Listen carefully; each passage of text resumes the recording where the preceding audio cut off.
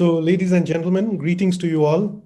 My name is Suman Basnet, and I'm the Regional Director of AMARC Asia Pacific. AMARC, I presume you know, is the International Association of Community Radios. Its regional headquarters is located in Kathmandu, from where I'm speaking to you at this moment. First of all, I would like to extend a very warm welcome to you in this event to launch the book, Community Radio in South Asia, Reclaiming the Airwaves. It's a pleasure to have such eminent persons as yourself in this program today. Before I invite the speakers to share their views about the book, I would like to put on records my appreciation for this important publication. The book that we are launching today could not have had a more appropriate title, Reclaiming the Airwaves. We reclaimed the airwaves when we started out in the mid-1990s. At that time, airwaves were to be reclaimed from the government machineries.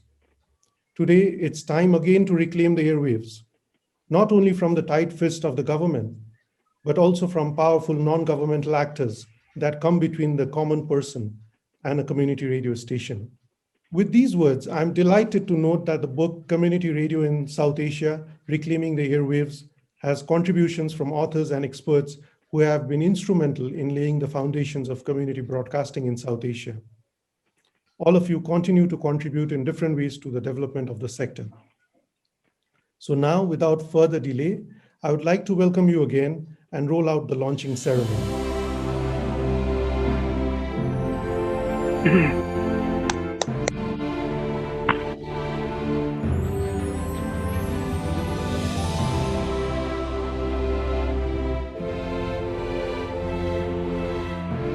Thank you very much. I think that was excellent. I would now like to request Mr. Lamini to share a few words of remark, following which I'll be requesting Bajlur Bhai for the same. Mr. Lamini, the floor is yours and you have 5 minutes. UNESCO supports and promotes community radio as a tool to facilitate social communication that fosters democratic processes in society. This is where the concept of community radio finds its roots. A participatory radio for the people, of the people, and by the people. It also remains the most inexpensive and portable medium, which makes community radio to be the very powerful tool in reaching people with little or no access to information. It is an efficient tool for educating and informing communities in remote and media dark areas about critical issues such as health, education, sustainable development, as well as in promoting oral traditions. Over the years, community radio has proven its significant role in raising the voice, thought, problems, issues of those who do not have access to mainstream media. UNESCO's media development indicators observe that while the media is a platform for democratic discourse, the proximity of community media to citizens often allows it to reflect social diversity more comprehensively than the mainstream media. Indeed, UNESCO's interventions related to community media development are central to its effort of strengthening media pluralism and diversity.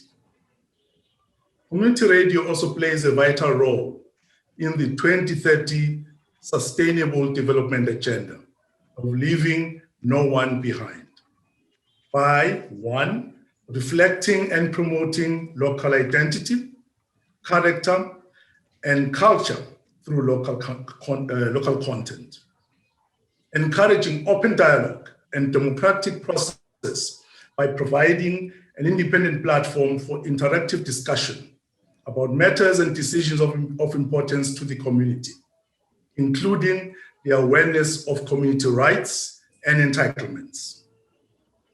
Promoting good governance and civic participation by playing a community watchdog role that makes local authorities and politicians more conscious of their public responsibilities. In previous disasters in the region, such as floods, earthquakes, etc., community radio proved its resilience and adaptability. During the COVID-19 crisis as well, community radio emerged as a critical player in the battle to counter the pandemic.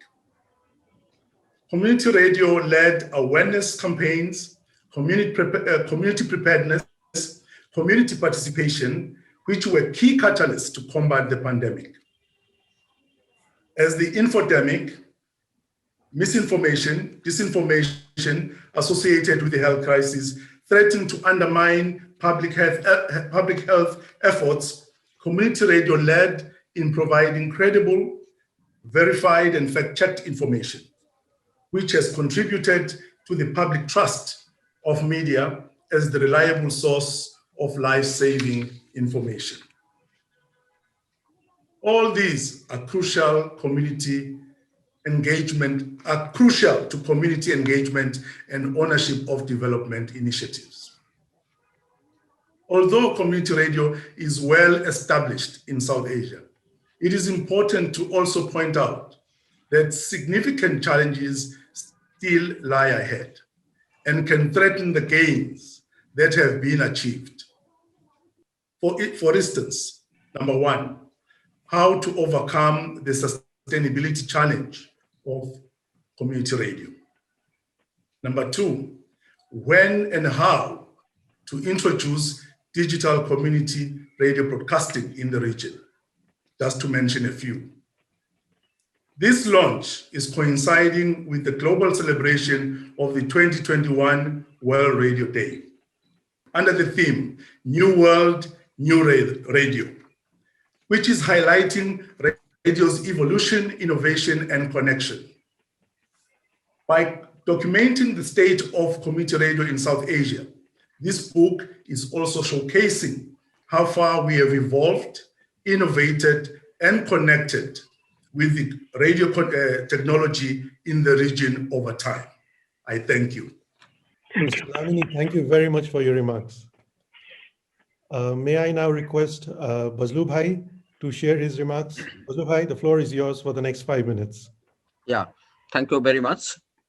Honorable moderator and my mentor, Mr. Suman Basnet, Regional Director, AMARC Asia Pacific, all contributors, guests, and all community radio leaders across the Asia Pacific. Thank you for inviting me to this virtual book launch and for giving me the opportunity to talk about the community radio in South Asia, reclaiming the Airwaves, jointly edited by Professor Dr. Kanson K. Mollik and Professor Dr. Binod Paberoala. I would like to congratulate to Mr. Binod Paberoala, Honorable Chairman of UNESCO Chair on Community Media, for taking this initiative for publishing the community radio in South Asia, reclaiming the airwaves, and as well as I would like to congratulate to all contributors for contributing this very important knowledge about the community radio, community media across the South Asia. Community radio in South Asia, reclaiming the airwaves book is a stimulating and interesting read as well as useful one, like previous one, Other Voices. It gives community media practitioners of South Asia and I think global level a new perspectives and knowledge about South Asia community radio and particularly community media broadcasting. It also provides hope and offers solid model for making community radio in South Asia and around the Asia and Pacific. Each chapters of this book demonstrates the pivotal role that community radio stations can play in developing, sustaining, and invigorating communities in line with the voices for the voiceless and voices to be heard.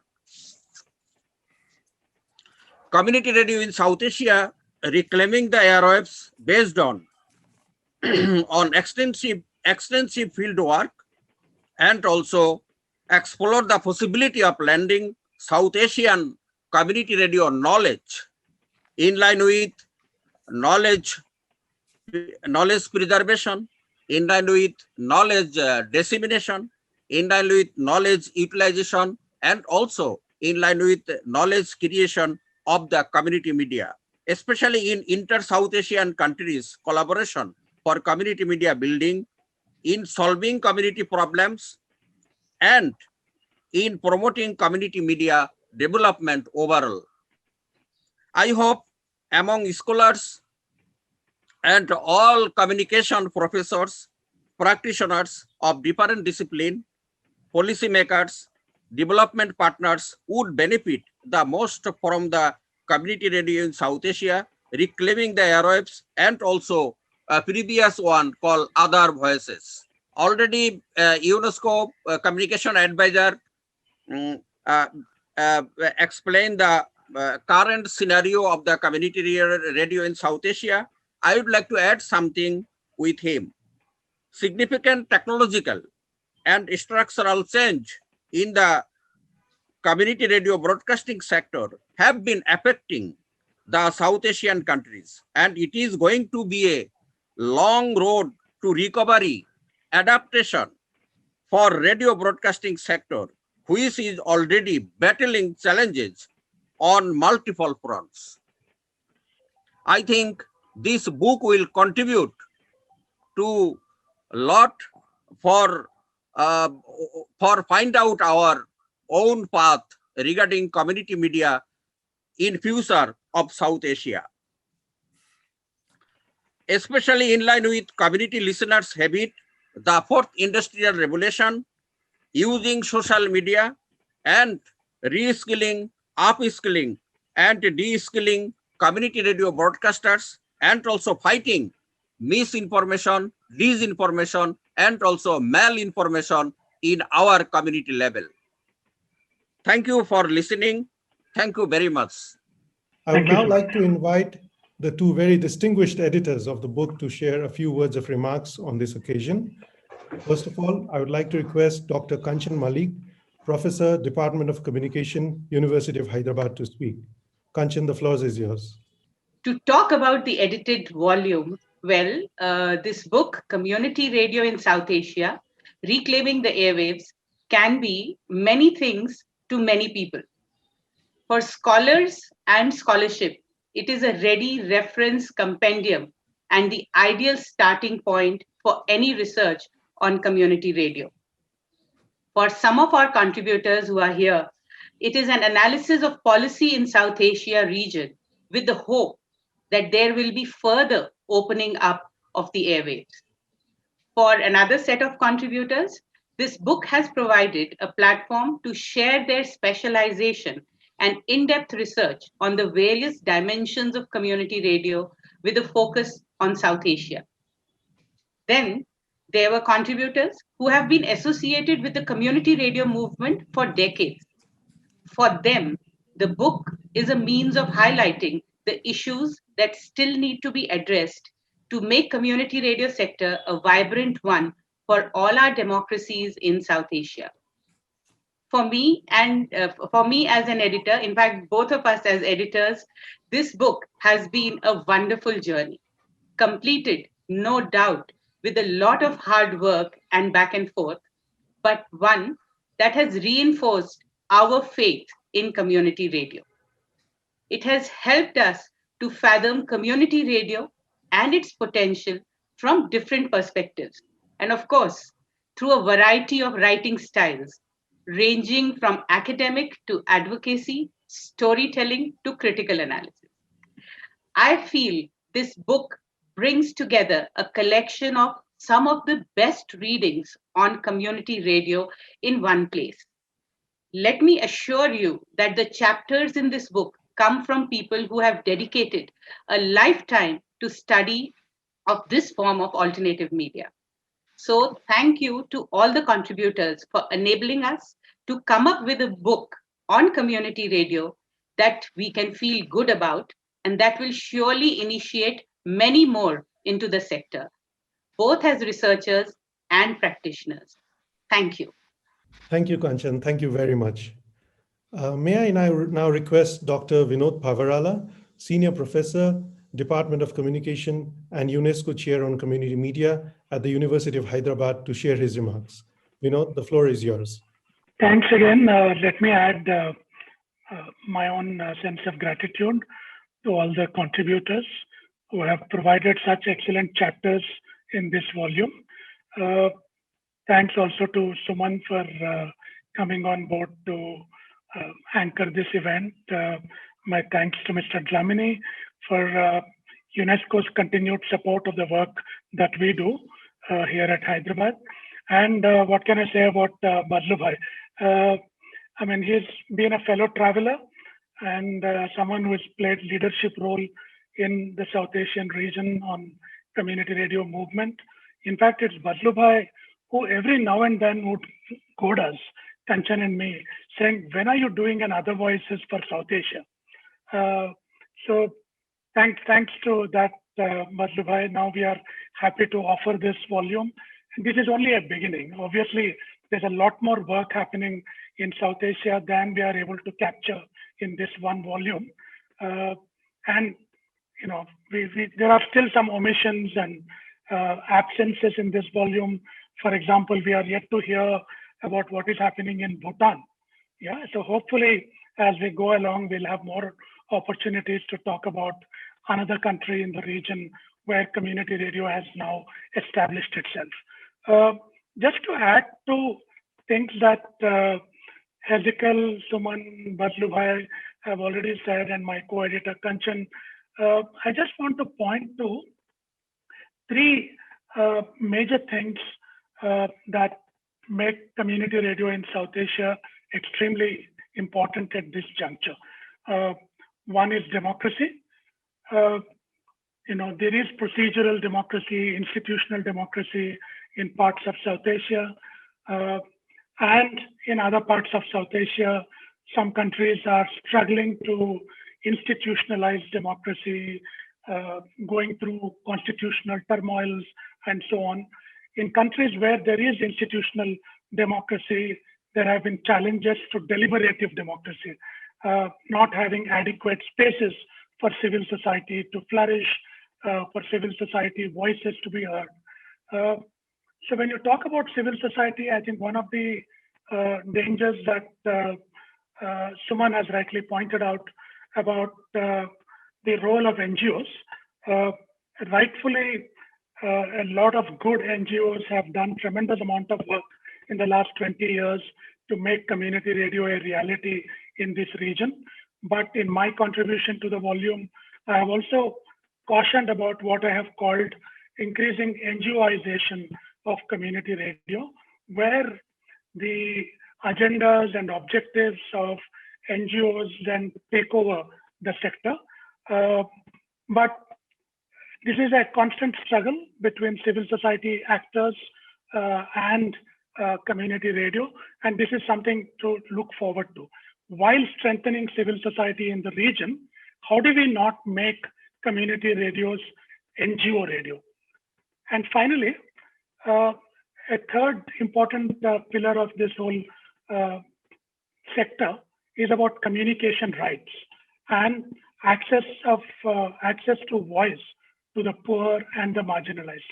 How do we continue to strengthen, open up spaces for the poor and marginalized to have access to the airwaves, right? Increasingly, the vulnerabilities of the poor and marginalized have been showing up every now and then during this entire COVID crisis. We have seen issues of workers, of migrant labor, and the poor. So that's whom community radio ought to bat for, right? And we need to continue to strengthen that access to voice. So to sum up, creating a favorable environment for nurturing a sustainable community radio sector in South Asia requires a strengthening of participatory and deliberative democracy, an energetic civil society, avoiding the drawbacks of NGOization, continuing to advocate for communication rights that goes beyond the development discourse. And I must add here, struggling together to lift restrictions on news and political content, catering to areas underserved by media, recognizing community radio's role in conflict resolution and peace building, setting up an autonomously administered public fund to support community radio in the sector, and finally promoting a culture of self-regulation and peer review amongst community radio stations to improve itself, right? So with those words, let me just stop here. Again, thanking all the contributors for flagging many of these issues through their own contributions in this volume. And there is, of course, much more to come as we all travel together in this long journey. Yeah. Thank you, Suman. Well, before we proceed further, I would like to inform you that today's book launching event and the ensuing discussion is part of the 4th edition of the Radio Festival, which is celebrated every year as part of the World Radio Day. I would now like to invite the contributors of the book to share their views. We have with us today as speakers, Mr. Ashish Sen from India. Ashish is a theatre practitioner, an author, and community radio expert from India. He's also the founding president of Amark Asia Pacific. And in the book, he has authored a chapter titled Community Radio in Times of Disaster, Contemplations for South Asia. Next, we have Dr. Sudhamsu Dahal from Nepal. He's the coordinator of Department of Languages and Mass Communication in the School of Arts at Kathmandu University. He has a chapter in the book entitled Community Radio in Nepal, Trajectory of a Cultural Movement. Then I have the pleasure of introducing Dr. Muhammad Shahid Ullah from Bangladesh. Dr. Shahid Ullah is a professor in the Department of Communication and Journalism in University of Chittagong, and the title of his contribution in the book is called Community Radio in Bangladesh, Policy and Practice.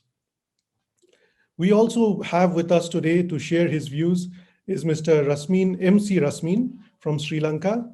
Mr. Rasmin is the former director of the Sri Lanka Development Journalist Forum and a well-known advocate for community broadcasting. His chapter in the book is called Community Radio in Sri Lanka, Need for Legal Recognition and Community Ownership. With these short introductions, I would now like to request Ashish to share his remarks. May I request all the 4 speakers to please limit your views to only 7 minutes at the most. Ashish, the floor is yours. Thank you very much, Suman. Thank you very, very much. And thanks to the organizers for giving me this opportunity. Without more delay, let me share my few thoughts. In discussing the role of community radio and disaster preparedness in South Asia, which is my contribution to the book, and also sharing some thoughts about community radio in India, there are 2 key points that I'd like to focus on this morning. 1, the need for urgent, proactive, and inclusive policy reform for further opening the airwaves in South Asia. And 2, importantly, the centrality of community voice in community radio if we are to sustain the sector and to ensure that community radio is truly of, for, and by the community. In many ways, this is an appropriate discussion. We meet in the shadow of very tragic news. There has been a glacier outburst in Uttarakhand, and it once again reiterates the importance and the proven credentials of community radio and the need for community radio in addressing disaster. And in many ways, this past year is also an appropriate starting point for this discussion. COVID-19 and the havoc it has wreaked is nothing short of disaster. But it has also been a year where, for many of us in this region, community radio and community radio operators and broadcasters, despite a non-level playing field, have gone well beyond the call of duty in meeting this challenge. As we have heard from some of the other speakers, because of what some of us call community radio's hyper-local character, it has proved to be particularly effective in reckoning with the pandemic, whether this has been in combating fake news, misinformation about health, or addressing issues such as trauma or counseling, or even undertaking a campaign to contain the pandemic. And not surprisingly, therefore, it seems to have earned a new respect and recognition among some policymakers and individuals and states in South Asia. But herein lies the rub. Recognition is not enough. We need much more if we are to emerge from the challenges that currently confront us, both in terms of the philosophy of the community radio sector and also where we find ourselves in today. We need to have policy which provides appropriate financial and technical support to the sector. And we need to have policy which ensures inclusivity so that we can truly get community radio which is of the community if we are to ensure the sustainability of the sector. Some months ago, I was privileged to co-write an article with Pinky Chandran of Radioactive Community Radio for the Network of Women in Media. And we had interviewed many practitioners across India and South Asia. And I'd just like to cull a quote from one of them, Mr. N.A. Shah Ansari of Radio Namaskar, who's also the president of the Community Radio Association of India. And when he noted, and he made a very telling point on this, that despite community radio reporters not being given the status of media professionals, they were discharging their duties, often facing great personal risk to themselves. We have also found when we did this article and through the CR News, which is a journal that I'm privileged to co-edit with Professor Kanchan Malik and which is brought out by the UNESCO chair, we have found a drop in financial support from authorities, which is so essential to sustain the activities of community radio. And often community radio stations have continued to broadcast despite pending dues or financial assistance from advertising campaigns that they have carried out. This has also been a year where funding from international donor agencies have dropped sharply. So what do we do in such a scenario? And this is particularly important because, as all of us know, community radio stations are free-to-air channels and they do not charge for their services. And in such a scenario, there is truly a need for the state and other players to also step in, support sustainability through emergency funding mechanisms, and we have seen this in some other countries in the West who do provide this, and B, to have appropriate policy reform that will open avenues for sponsorship programs and also other revenue mechanisms for community radio stations. And this brings me to the second point, the criticality of community voice in sustaining our sector. For many of us in India who've been associated with the community radio movement as far back as the Bangalore Declaration or the Pastapur Initiative, there is certainly, and we will be the first to acknowledge this, been a lot of movement. We have nearly 300 operational community radio stations in India. But here, and I don't speak just for India, but also the larger South Asian region, there is a matter of concern. And that has to deal with the direction that community radio trajectories seem to be taking in the region. This seems to be indicative of a sector that is more for the community rather than of the community. And that is where the rub truly lies, because that actually handicaps sustainability. This is also a matter of concern because we need to acknowledge that community radios are not just a local presence or a last mile delivery platform for disseminating information about programs and schemes. And as many of us have pointed out earlier, and I'd like to reiterate this, the essence of community radio is as much about the right to be heard as it is about the right to inform. I have tried to bring this out in my chapter in the book, and I'd like to just quote a sentence from it, which deals with this. In the chapter on community radio in South Asia in the context of disaster, I've pointed out that while the potential of community radio in reckoning with disaster may have been acknowledged by the state, the acknowledgement perceives community radio stations more as carriers, as vehicles, rather than producers of information. The voice of the community or the survivors would not appear to have been given equal cognizance. And this has certainly slowed down the process in creating an enabling environment for community radios in the context of disaster preparedness and mitigation. Indeed, the reactive kind of reform that we have seen over the past decade has also emphasized in the main accents which are focused on disaster mitigation rather than community-based disaster preparedness. And my chapter on community radio and disaster attempts to underline this importance through a case study of Kalanjam Vanoli community radio, which was started in 2004-2005, shortly after the tsunami, the 2004 tsunami. And I don't want to go into the details, but we need to understand from the lessons of Kalanjam Vanoli that while there may have been some movement, this movement needs to be quickened, needs to be made more inclusive. And really, much of this movement has been in the last few years in the states of, say, Kerala and Uttarakhand, thanks largely to the efforts of organizations and NGOs like IdeoSync Media. But many of the stations still, and many of the issues and still remain the same. And to just give you a glimpse of this, and the chapter also deals with this, I would like to take you back to 2009, a consultation which was put together by Kalanjam Vanoli shortly after it started operations and its parent organization, Dhan Foundation, to which Professor Pavarala, I'm sure he remembers this, and myself were invited. And it made some very, very important observations. Many of those observations still continue to have fundamental relevance today.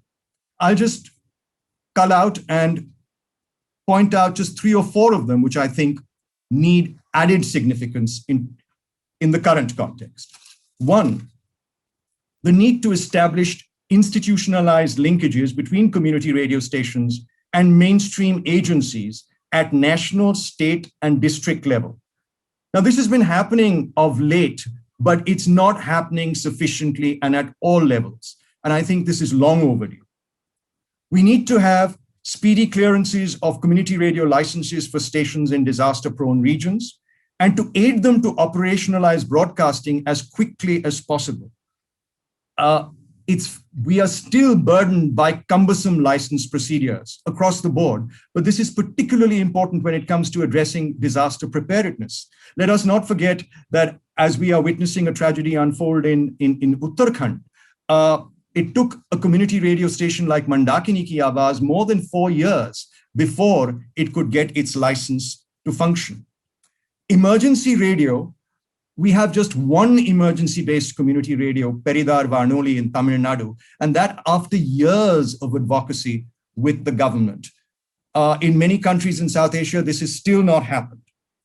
We need to support a network of community radio stations across the region. This is important to build some kind of regional solidarity, not just at a national, but at a regional level, to connect community radios to facilitate exchanges of content, expertise, and experience in disaster risk reduction and preparedness. We also need to, of course, support capacity building of community radio broadcasters in disaster management and preparedness. And finally, I'd like to reiterate this has come back time and again, we do need to actually initiate an emergency relief fund for protecting community radio stations against disaster and to get them up and running as quickly as possible. So these are some of the thoughts that I'd like to leave you with today. Thank you once again for giving me this opportunity. Thank you. Thank you very much. May I now request Dr. Sudhamsu Dahal from Nepal to take the floor. My chapter on this book is obviously about, I talk about the trajectory because I cannot proclaim to have community radio established, contributed in establishing an identity, particularly an indigenous identity in Nepal. So I've just looked into a very small part of how it's become instrumental. And as I speak now, I think Nepal, as being a pioneer in starting community radio in South Asia, is 1 year short of celebrating its silver jubilee. So we're 24 years old in community radio in Nepal. So that is, I think, matter of good news for all of us here.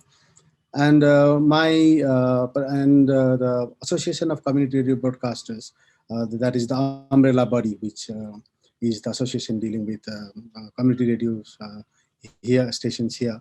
And now, as I say it now, I think there are all the radios, community radio stations in Nepal, just for the sheer numbers, there are more than the commercial radio stations that have been licensed, which is around 700 in the countries, and more than 350 other community radio stations, 356 to be precise. And then, and on the language part, like, because I talked about this language identity and indigeneity in my chapter, I think I will limit my talk on that only here. So now, up to now, they have started broadcast in 70 different languages. Nepal officially has more than 100 official languages. That also includes some dialects. And then the community radio stations are broadcasting in 70 of them. So, which is a very, commendable move. And about this chapter that I talk here, it is about how an identity movement, because this was an offshoot movement from a larger political movement that Nepal witnessed in 2005, and then coming to 2009, where we're entering into democracy and trying to write a new constitution. There were the political movement which started to assert the rights of everyone, because the previous system was not that inclusive, and based on that, the new political movement was launched, and then one of the identity building, movement was there. So somehow, community radio in Nepal has been a part of, very instrumental and very, very powerful in some cases to establish this identity movement that was happening in the country at that time around. But what I assessed in my chapter is not about its political connotations, but rather the social implications of what I call it, the trajectory of cultural movements, how this became a cultural movement, and what was there from past many 100 years needed to have been spoken and written very well in the constitution. So that was all about the identity politics in Nepal and how community radio was instrumental in that. So obviously they were giving the space and they were doing the programming. As I just informed you that now, after these 24 years, the community radio sector in Nepal broadcast in 70 different languages and dialects, means that it was very instrumental in projecting this trajectory for the indigenism or for the indigeneity to be established at the national core of the whole identity building about what we call a new Nepal, the formation of a new Nepal. And my chapter discusses that, and obviously I had taken this was more of a theoretical than a practice paper, because it was offshoot from my PhDs, and obviously trying to incorporate what practices were there in the field. But I think in today's celebration, I would like to mention a few of the works that we are doing as a collaborative, as an organization which is happy to be guided by the National Directorate to be called as a national organization, the Community Radio Association of Nepal, because of its presence in all the parts of Nepal, and also managing to managing to disseminate the needs of the community needs of communication needs of the communities. Having said that, I'll just give you some figures or some of the initiatives the community radio stations in Nepal are taking forward. And because we as a whole Nepal, I think we always have this political crisis, but now I think we have kind of overcome this political crisis, and we are building in the on the social side, or addressing the social maladies or social problem.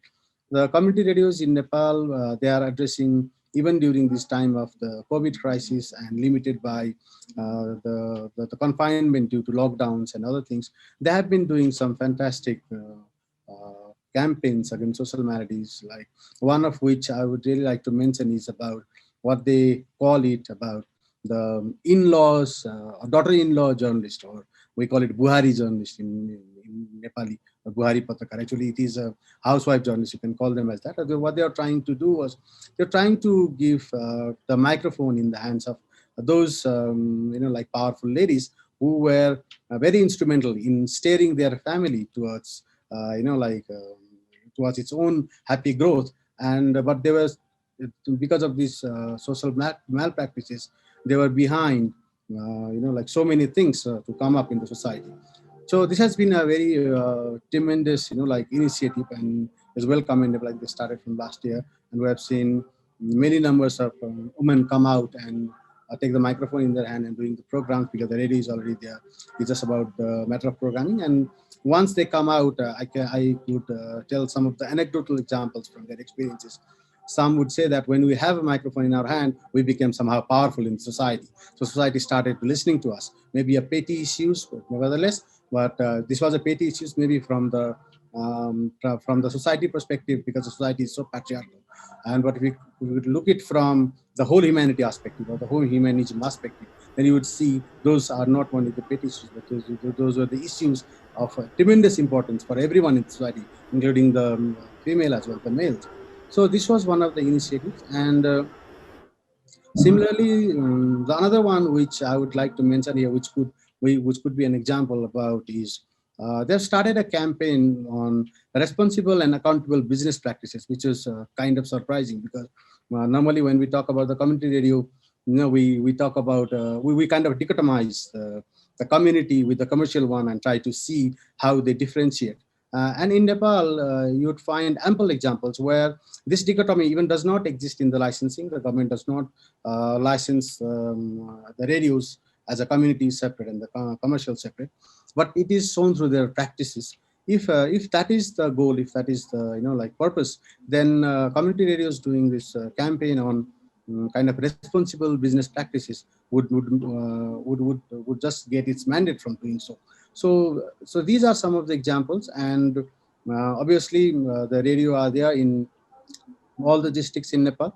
And as you go to the remote, you'll find more community radio stations than commercial ones. Although the commercial activities could have a tremendous potential there. Maybe it's a community building. We often come across whether the community radios are being able to hold its mantle of community building, or being off community or by community on these issues. But what I've seen largely that they have been doing the work as per their mandate.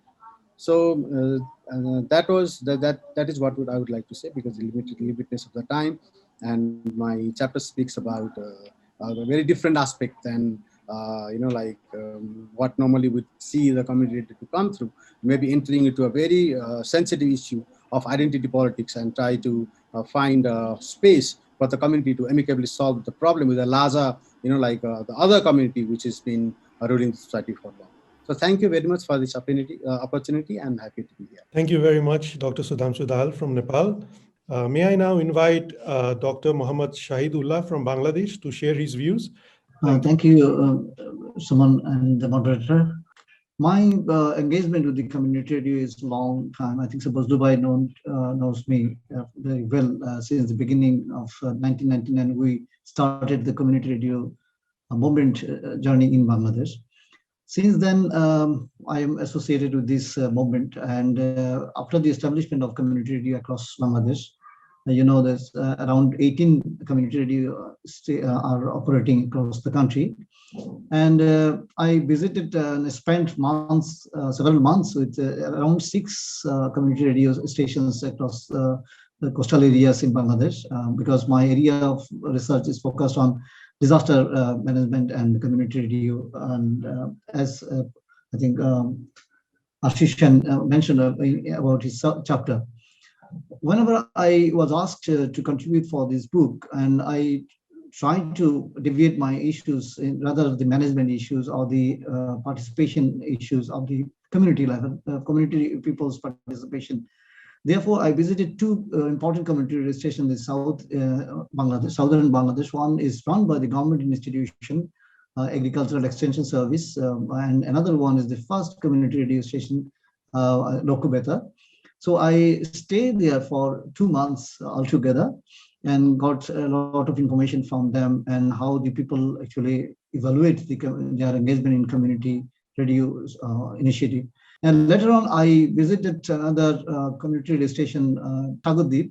I spent around 2 weeks over there, and during the disaster time. And I was really become astonished whenever the real disaster affect the areas, and I was there, and I stay whole time in the station to observe the situation, how they deal with the disaster issue. And overall, I understand that even though the participation of the people are not so much remarkable in context of the other radio stations, but the Shagadip is totally different. And then people during the disaster time, they engage themselves with the station, and they rely on the information that disseminated by the community radio, and their engagement to mobile phone or mobile network, and they update information from the people is really encouraging. And how they prepare themselves and how they feed the information to radio stations to share their fellow other people is really astonishing. But the participation in different level, from management level to program production, is not so much remarkable in other stations. But the aspects of the youth participation is very much encouraging. The many young people, they have some sort of fascination to join in the radio. I think that is very encouraging that our young generation, they try to just join in the radio community radio movement, even though the general people had limited information, limited knowledge about the radio program, radio operation. But the young generation, the college-going scholars, the college-going students, they have a lot of fascination. Particularly, the girls are also have some sort of fascination to become a star, or they try to engage themselves in context of making some sort of contribution for the community. I think this is a great event, except the NGOification of the community radio in Bangladesh and many other countries in South Asia. I think if the NGOs will give some sort of facilities in context of sustainability, then it will be very good progress, or the sustainability will continue in future in Bangladesh.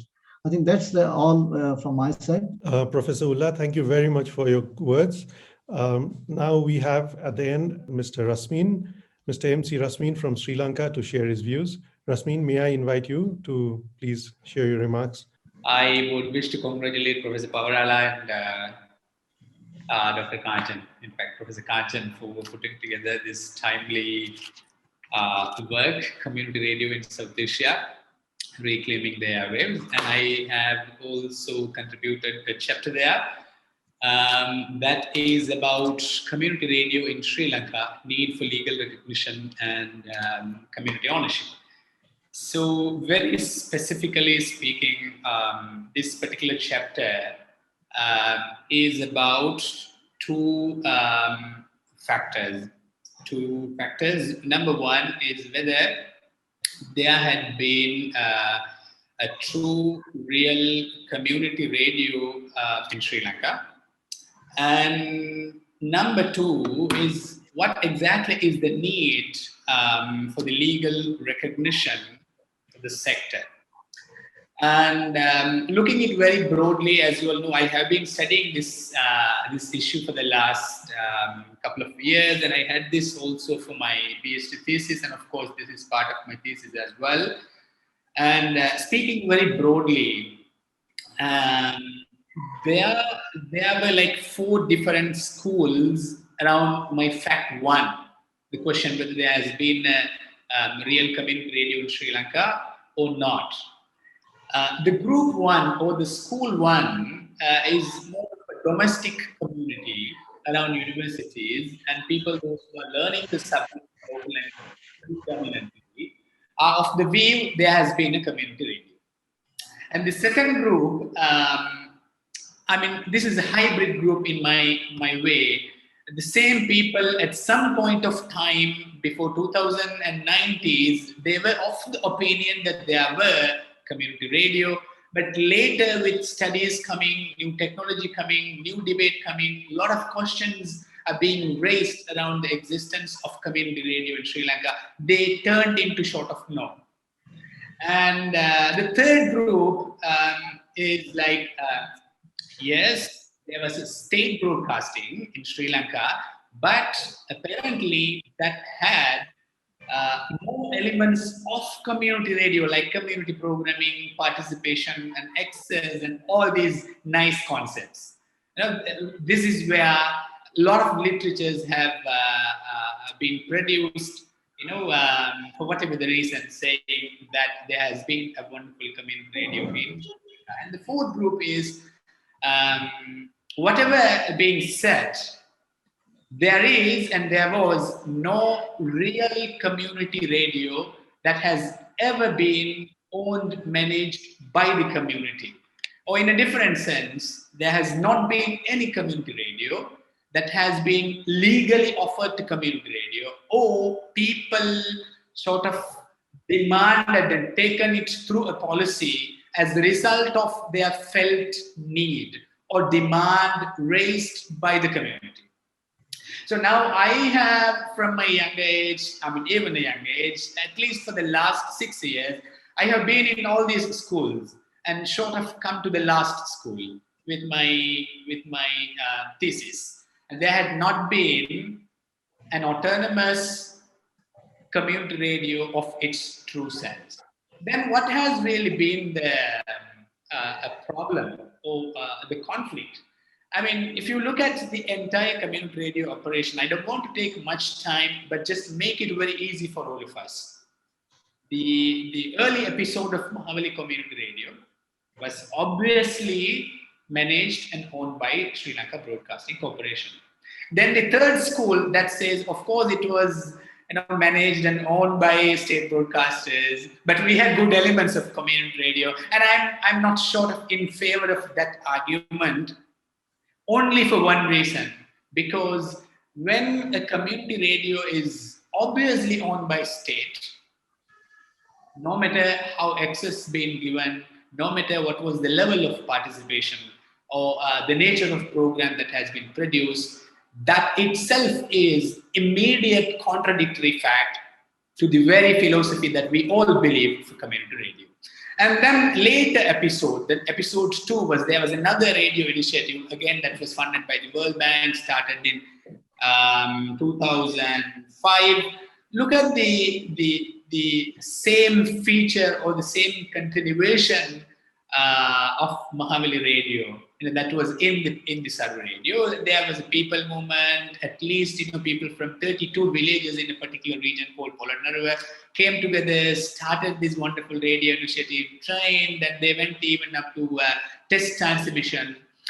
And towards the end of their 5 years of work, they submitted the application to the Ministry of Media and TRC, and that was very immediately said, look, we don't have a provision in existing policy. So we have two policies, one Sri Lanka Broadcasting Corporation policy that is immediately relevant to broadcast, regulatory framework, and then TRC Sri Lanka Telecommunication Commission Act. None of these acts provides any reference to community radio in Sri Lanka. So let me then very briefly summarize. So what has been what are my findings, of my this particular chapter as well as my overall observation? Number one, SLBC was and is, and in the future is not going to be a feasible environment or entity to sort of host this small community radios in Sri Lanka. I mean, in principle, we are contradicting with what we talk about community radio. Number two, until now, I did not see a felt need for community radio coming from the community. I mean, maybe there were some press articles, there are some people talking in events and conference, but I don't count them as community activism. So that was absolutely, not in existence. And then again, CR in real sense was not in existence, and then existing broadcasting regulatory framework does not provide even a small hope for the philosophical community radio that we are talking. And finally, if we need, whether Sri Lanka need a community radio station, of course, absolutely a different a question to be discussed in a different forum.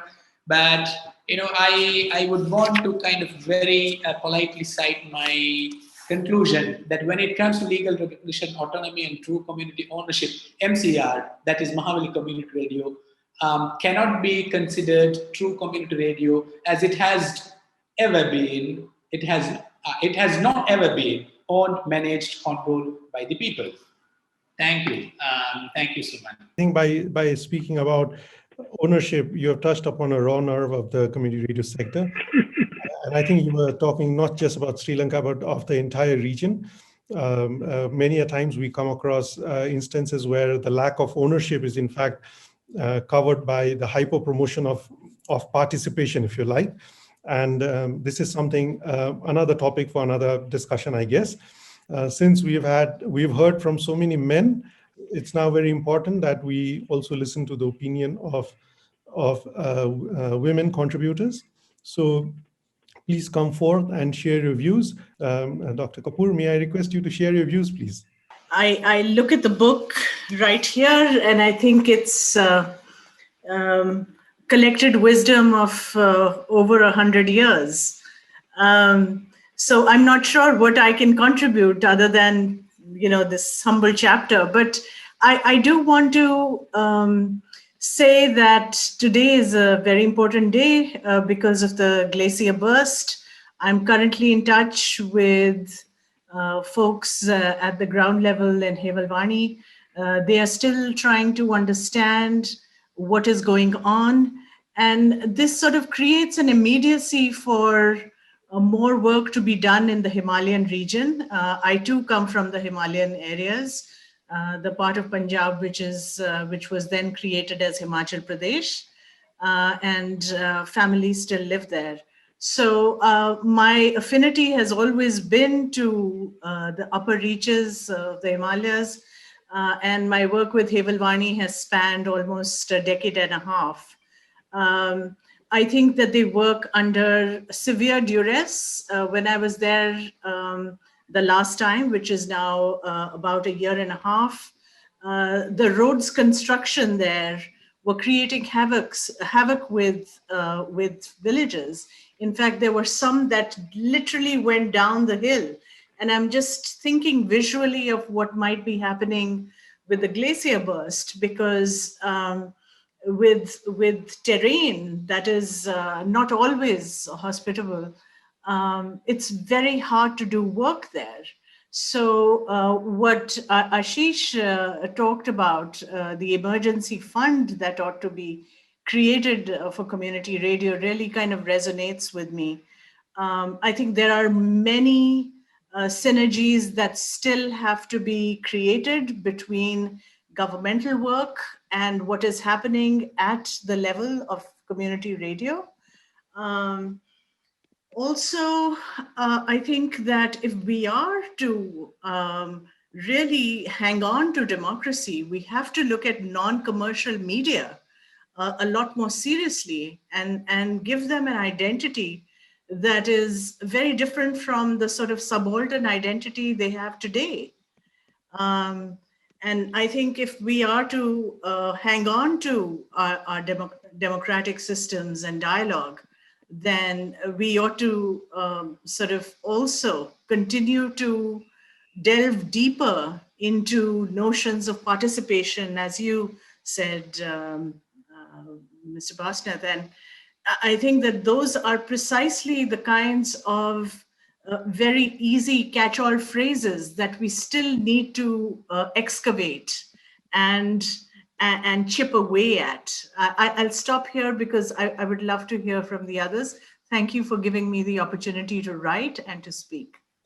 Well, thank you very much, Dr. Kapoor. Thank you so much for sharing your views with us. Please allow me to invite Dr. Madhavi Manchi, who has an article that is called Mapping Material Media Practices, Sangam Radio at DDS. Dr. Manchi, may I request you to please share your views? And just to take off from what Dr. Kanchan Malik was saying about this being a platform for some of us emerging PhD students, I think it's awe-inspiring and it's very encouraging when you see your PhD work, which can often be very siloed and very isolating. When you see it as part of a larger effort, you can see how it then becomes an intervention in the world. And I think for that, I'm very grateful. I think it's for the lessons, I'm very grateful. And I'm just glad and happy to be one part of that intervention. So thank you so much. I'll just leave it at that. Thank you. Thank you, Dr. Manji. Thank you for your brief views. That was excellent. And I would like to open the floor if there are any comments from any other participants of this meeting who has not spoken so far. Please. This is really fantastic. It's a book that's taken its time coming, and all of you have already spoken about all the important issues. I'll just jump right in with some of my concern that I want to kind of just place here for everybody to think about.